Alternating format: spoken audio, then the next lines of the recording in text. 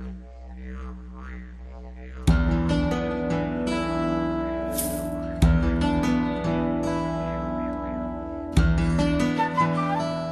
Dana Foster, and welcome to Peace Talks, where we'll be talking with Aboriginal community leaders.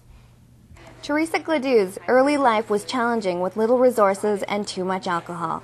She said she always thought Aboriginal people were poor leaders, but she has proved that she was wrong. Theresa moves from one project to another, from organizing a variety show with Peace FM to being a well-known squeaky wheel talking to whoever will listen about the community's problems. Overcoming a learning disability, she went to school and got training in social service and went on to write and receive recognition in her play, A Cab Ride Home. She formed Oma Productions and uses the show she produces to promote Aboriginal talent. She consistently advocates for those in need of a voice and has taken every opportunity to live her culture as something everyone can be proud of. Thanks for joining me today, Theresa. Oh, thank you for asking me to be on your show, Dana. Theresa, you've won many awards such as Citizen of the Year, Aboriginal Woman of the Year, Misbehaving Woman of the Year, Aboriginal Woman of Distinction, and you received honorable mention for your play, The Cab Ride Home. And you also received the BC Achievement Award presented to you by Premier Gordon Campbell. How does it feel to have all those awards backing up all your work within the community? Well, it gives me validation that I'm doing something right. Mm-hmm. And it's also nice to be recognized by the people of my community, because often people don't get recognition. I'm definitely not in it for the recognition. I just like producing shows, doing community work, doing volunteer work.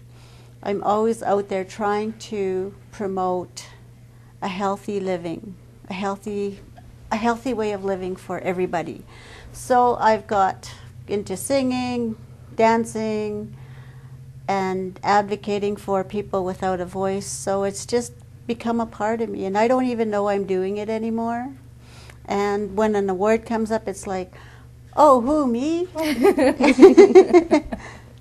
So can you tell me a little bit about your heritage? Well, I'm from the Cree Nation. I was raised in Sturgeon Lake in Alberta, and I moved to Dawson Creek about 15 years ago.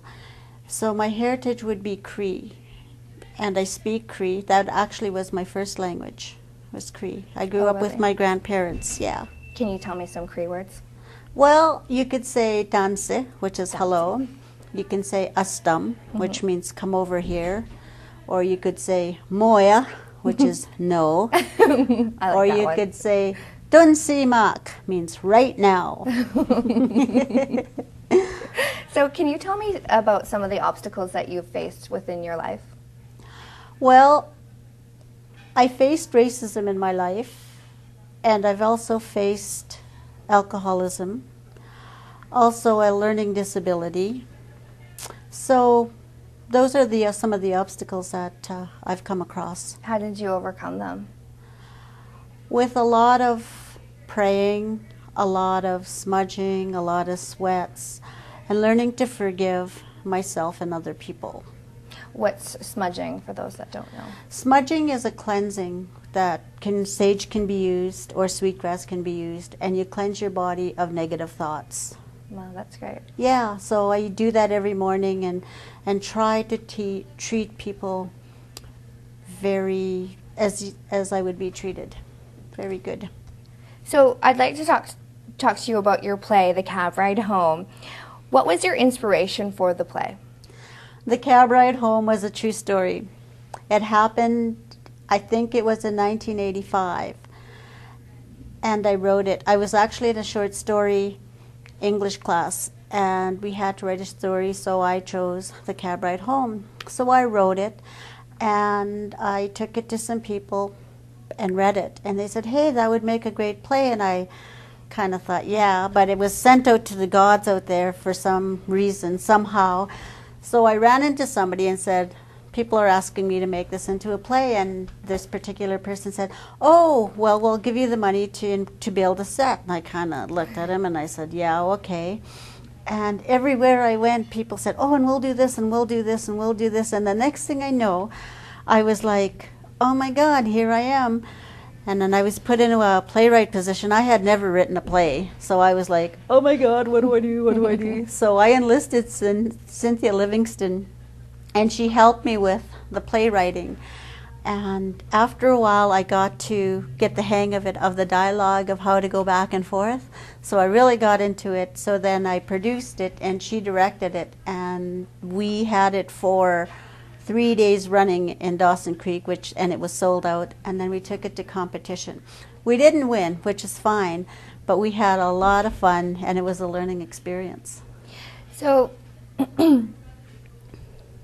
what do you think it is about your work that has really caught the eyes of the community? I guess it's because I'm not afraid to go out there and stick my neck out. Sometimes it gets chopped off. I grow a new one. But then you still win an award for that. You get a Misbehaving Woman of the Year award. Yeah, that's really cool. You know, good girls don't normally get things done that are supposed to be done. They don't want to get their hands dirty. But no, I'm not afraid to take a risk.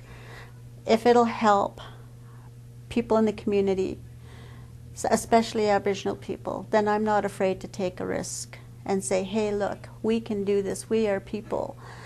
And we can do all of this. We don't need to be bogged down with everyday issues.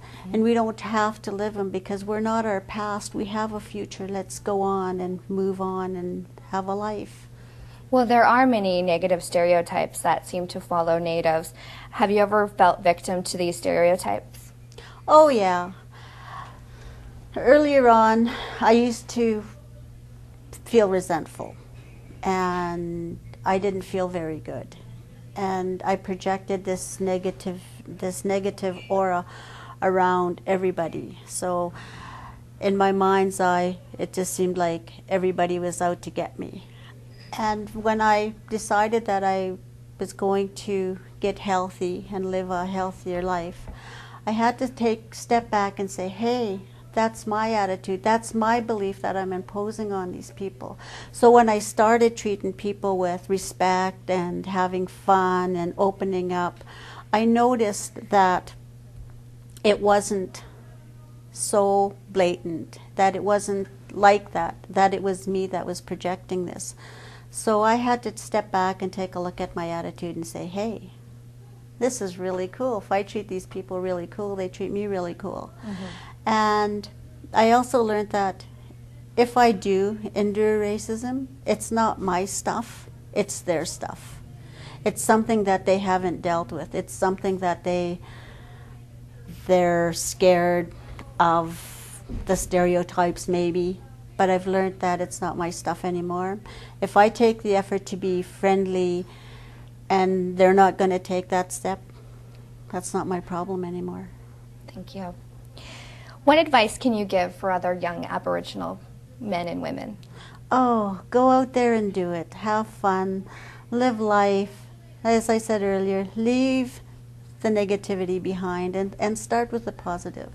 It's not going to be easy at first. You're going to have, doors slammed in your face, and you're going to want to feel like you want to give up, and it seems like nobody is willing to back you up, or people are saying, oh, you're trying to be better than us, but it's not. It's really not. It's a great life. The Creator gave us a life to fill with fun, be fun and laughter, and just to be healthy. So just go out there and do it. Take a risk. The rewards are great. They are. You get lots of awards. Thank you for joining me here on Peace Talks, Theresa. Thank you. Thanks for joining me here on Peace Talks. I'm Dana Foster.